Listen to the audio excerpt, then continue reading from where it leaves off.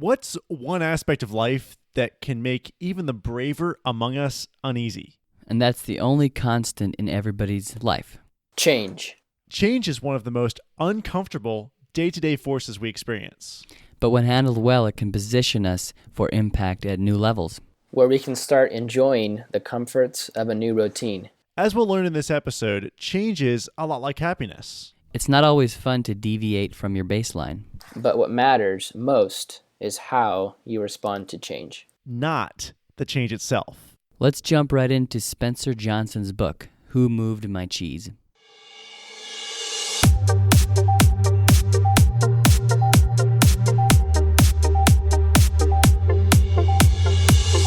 Welcome back. You're listening to Motivation Minute. We unravel the timeless truths in that stack of books that you don't have time to read so that you don't have to. And this week's book is Who Moved My Cheese? I thought this was a really cool book. I actually had a friend of mine recommend it to me. And then right after that, Chase, which is who we have on the podcast today. Welcome, Chase. Thank you. It's good to be with you guys. Good to have you. You had recommended this book in the email, which I had just previously had recommended from a different friend. And it looked like it was like a really thin book. So I was really excited to get into it because it seemed like it'd be pretty simple. But the story was pretty profound, I thought. Yeah, it's a thin book with 1,000 reviews on Amazon. Like, I didn't get how that worked. So I'm like, we have to figure this out. What's in this? Yeah, how did you hear about the book first, Chase?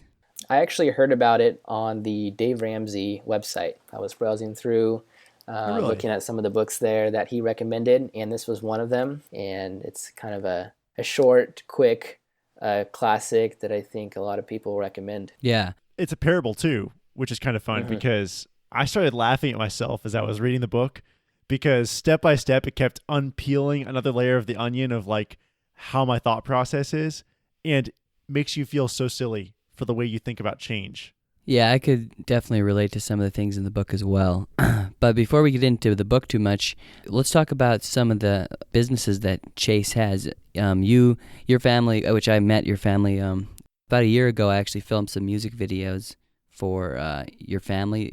You guys do like a musician band, right? Yes, so my family calls themselves the Musicianaries, and their band name is Citizens of Glory. And that's a group, a family that travels the country and sings at different churches and events. And I was blessed to be a part of that for a long time. And I know Jiraiya filmed a lot of their music videos, and they have a few CDs out as well. And that's been really cool to get to play and sing for a lot of different people and a lot of different states. So Yes. My family still travels and sings. And you That's grew fun. up playing music. Like violin when you were 4, you said, right? Yes, so we all started at 4 years old. All my siblings started That's playing amazing. violin at 4. That was kind of our family's thing. And then to make a long story short, you got married and then kind of moved on a little bit from the family band. And then now you're starting you've started some businesses along the way, which we were just talking to before we started recording. You have a business why don't you explain it a little bit? You sell flowers in like a Yes. mobile way. Yes, so one of the businesses that we have is a flower cart, and it's my wife's business.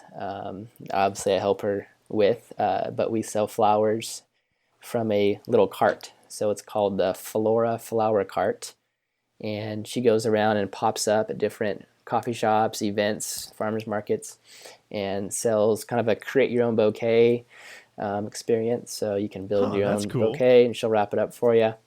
It's something that has been successful, and a lot of women have enjoyed, and men have enjoyed making flowers for their wives. Yeah, like it's super unique. It's like almost like the Uber of flowers. Not that I know anything about flowers, but it's like a mobile cart. It goes around the city, and you can just like stop in, make a bouquet. I mean, I haven't seen it yet, which I can't wait to see it at some point. But And you have a relationship with the person packaging the flowers for you. Mm-hmm. Absolutely. Obviously, everything's an experience, right? Ultimately. So we want a good customer experience. That's what they're coming for. Obviously, not the flowers they're coming for.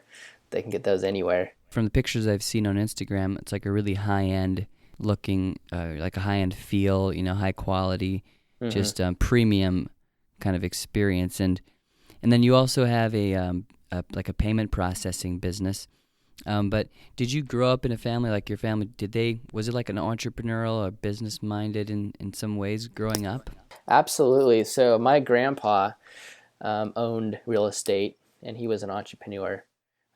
So that was kind of where the, I guess, legacy started. And then my dad was a teacher. He teaches business and math at high school. So he was a teacher, and he got us and started a lot of different businesses growing up. So I went from cutting grass to building websites to making videos to, I've always worked for myself. I've never worked for anybody else. And that's kind of how I was wired. I'm the kind of guy who just could never work for anybody. My dad always said that when we were growing up that he wanted us to be producers and not just consumers. So, and it was never something that I never ever felt pressure to do it at all, but it was something that was encouraged, and he was there to help us. Wow, I love that. Producers, not consumers. Like taking control versus, falling victim to what happens to you. Right. Exactly. Right. Which is kind of what we're going to talk about in a second. In the book. Yes. Exactly. One of the coolest things about this book is the idea that nothing gets better until your attitude changes. And this was like my number one takeaway. The book had like these 2 questions you could ask yourself. The first question is, who moved my cheese? Which is like I'm blaming everything else around me. Or the second was, why didn't I get up and pursue more cheese sooner? Which I guess we should probably clue people into what this whole cheese thing is about. Basically, the story is about these 2 people and 2 mice in a maze, and they really like cheese. But the problem is that cheese disappears, and the mice just go finding more cheese. The people sit around thinking about this change and debating it and, wishing it hadn't happened and all these things. I'm just laughing as I'm reading this because of you can picture yourself doing this.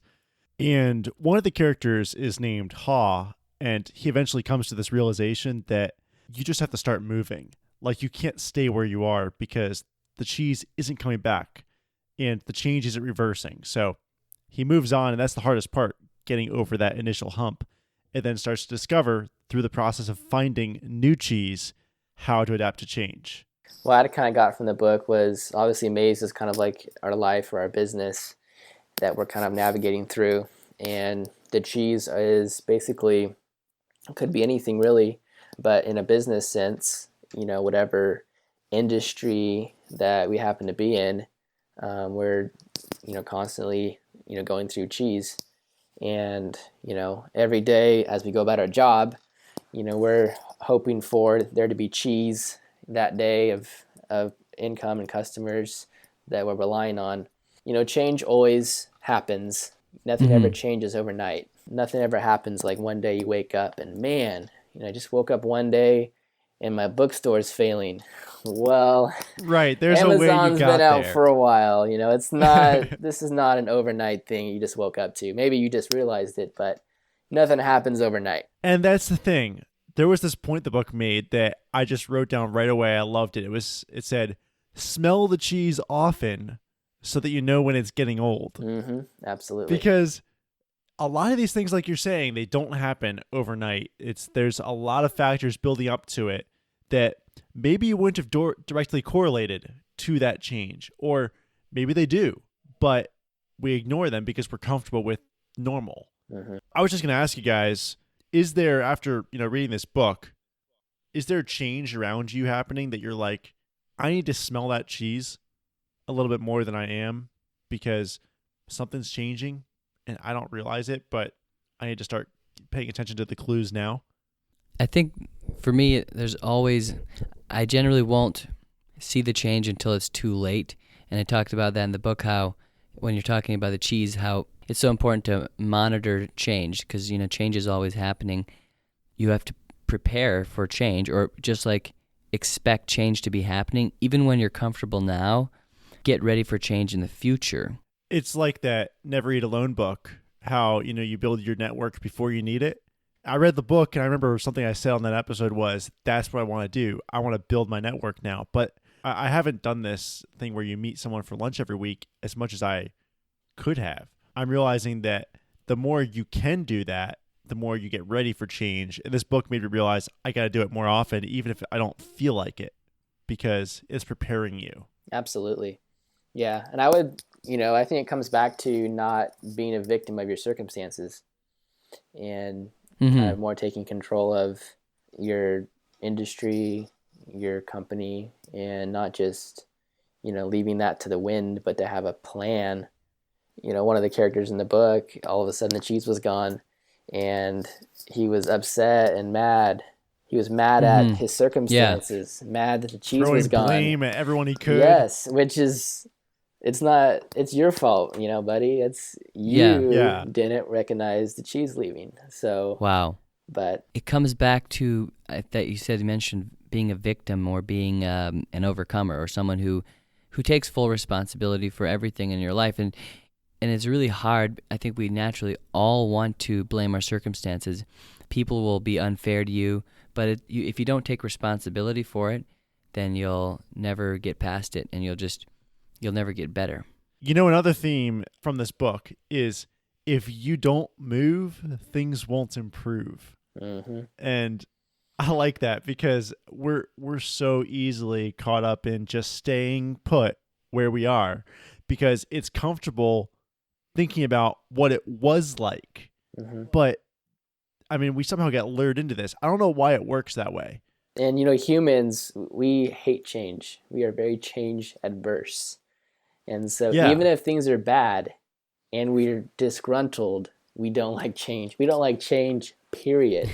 And I think Seth Godin talks about this a little bit in his book Lynchpin. Even if there's an opportunity to do better or improve, people still are change adverse. What we do doesn't always change, but how we do it is going to be changing constantly.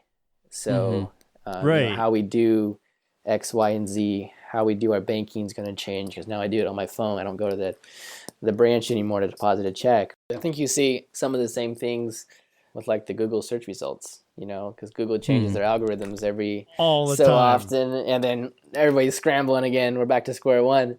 Yeah, obviously you have to, business is all about overcoming and adapting. Totally, because every day everybody's out to shut you down. I was actually just thinking in your payment processing business, over the last few years, there's been like Apple Pay and some new ways of paying. Mm-hmm. Have you had to change or adapt to that? And if you wouldn't have, could that be bad for your business? You lose out. Yeah, so Apple Pay, Google Wallet, those are all changing how we pay, right? So we're still paying, and those have been really seamless, and actually haven't been a big upgrade or infrastructure change for us. I think the credit card processing industry is mostly pretty antiquated. And I think you've seen some newer companies like Stripe or Square that have kind of set themselves apart and are kind of, I think, more of the future of kind of where things are going. Physical cards are going to probably be something in the future that are going to be less and less, and more of the Apple Pay, Google Wallet stuff. Even your driver's license could be on your phone, and you could have a whole virtual wallet on your phone, and so you're not going to need a wallet anymore to carry stuff around like you would used to, like your wallet, your driver's license and your credit cards and your debit cards and cash. You just have your phone. That'd be nice. So, that'd be cool. Yeah. And that's just one example of many things that are always going to be changing in our lifetime, probably lots of things. And I guess I could see myself, am I going to be, once I'm old, be like, I can't use this new technology for kids these days use it. Or am I actually going to be able to adapt? Because I would like to think that I would be able to adapt. I don't see why not. Well, Zariah, this might help your question. For you just bought an iPhone XS. If you still use super duper cameras for your videography, when is the iPhone going to outpace your DSLR camera? Probably never, because the sensor and the sensor can never get big enough compared to a DSLR. But look at what they've done in 10 years. Yeah, I guess in 10 years, maybe. No. But by then, they'll have better cameras as well. So the iPhone is still the most popular camera. Yeah, definitely. Yeah, there's still a whole So- nother level. People like to say that, oh, iPhones are just as good as DSLRs, but not really. Hey Chase, I'm curious. Is there a time that you've wished you acted on change faster? That you were a little bit behind on it, and you could have been quicker to adapt, maybe? I'm kind of going through that thought process right now. Like in my industry, the transfer of money is not going to change. The banking and financial institutions are not going to change. But a big thing, and for a lot of industries, software is going to change how we interact with these different products and services. And so for me personally, I'm getting more involved with actually creating software. Okay. I think that Wow. that's going to be how something works is going to basically be the factor of difference between a lot of these different companies. Where right now there's not a big difference between processing companies, it's really not. So if you go through my company or any other company out there, It might be the fees it's going to be or something. everybody can offer the same fees. I mean, maybe you can get a better deal if he's a friend or something, but their support is a difference. People can support you different ways. So that's probably the biggest thing right now. But besides support, everybody's pretty much the same. You're And just so- processing cards. Yeah. But if you make software, you can change the process. Yes, because now I'm different. And the Yes. thing about this industry that it's so vanilla, and it's been vanilla for a long time, and there's so many parties involved, and there's banks and all this stuff, and so it's not a lot you can do. But making softwares that interact with customers and businesses and how that payments can take place and the tracking of that's something that we can improve. That would set you apart. And Yeah, and you could get Spencer to make the software for you since he's that's a right. software, he's a Right. software engineer. Exactly. So what about you guys? What are some things that you've seen or are working on changing in your industry or in the future?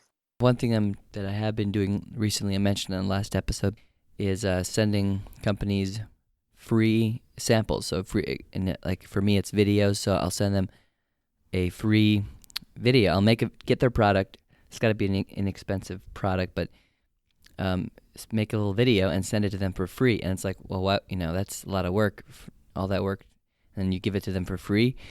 Well, it's been working actually. I just got another client from doing that a few days ago. This company that makes Leatherman cases, I had one, so I made a little video, sent it to them. It was really professional and good quality, and they were like, wow, we really like this and we want more, so now I'm doing a whole bunch more for them. Anyway, that's an example of something new that I'm trying that is a little bit hard to do because it takes time and some money, and you're putting a lot of work into it for free, and you don't even know for sure if it's going to actually... Yeah. But it's been seeming to be very effective. A friend of mine told me that you should try and give equal value for free to your customers as you expect them to purchase from you. Really? That's a lot more than people would usually say. Yeah. So I know that's maybe different for different industries. You can't make a whole video, feature-length film for somebody if you're recording that. But for products or digital products, even they don't cost anything to give. Yeah. It's all about trying new things like that in a business. You have to be trying new marketing strategies, to be willing to take risks like that. And if you do, eventually you'll find something. The worst thing to do is to be just staying the same and complaining or wishing things were better. Like, that's not going to do you any good. In software, like in what I do, I'm realizing the biggest thing I need to do is learn how to automate as much as possible and be language agnostic.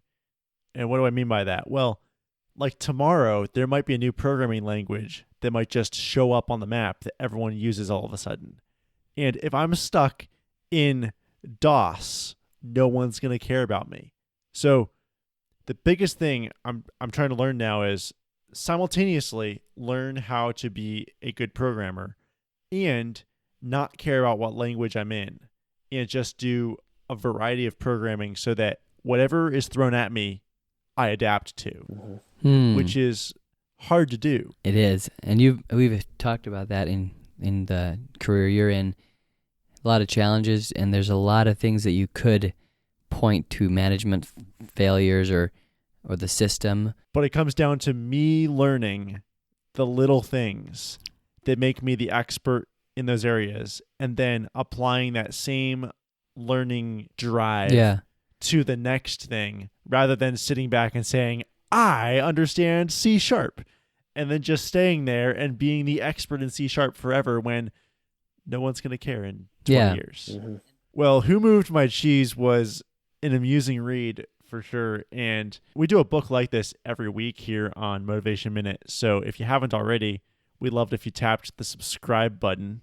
We have a survey out. If you just go to motivationminute.com and tap the survey button, you'll be able to leave us the books you want to hear in the coming weeks. You can put your contact info in that form and be considered as a potential guest with us. Yeah, and if you leave a review on the podcast, you can actually get a chance to win a free book that we'll send you. All you need to do is go to the podcast page on iTunes and leave a review, and we'd really appreciate it. So, Chase, how do people find you in Cyberland? Cyberland. My wife's business is floraflowercart.com, Cool. and that's a good place there. Besides that, I don't have a big cyber footprint. So, obviously, providentpayments.com has my information on it. I hope the sites don't get crashed when all our viewers storm onto your website. We're ready for you. We're ready. Our hundreds of viewers or tens of viewers now. Yeah. Well, thanks, Chase, for coming on. It was really fun to talk to you. Thank you, guys, and it's great getting to meet you, Spencer, and Dry. Obviously know you for a while, so you guys are go-getters, and it's great getting to talk with other people who are moving and doing things. Yeah, same here. It was really great talking to you and hearing your story and what you do, and I hope people check out your the Flora flower cart. That's a really cool. It is really cool. It's on Instagram. I don't know what's the handle, I guess they call them on Instagram. Flora Flower Cart. All right. So we stayed pretty consistent on that. That's good. Yeah. Well, thanks, guys. We appreciate you listening. We'll see you next week.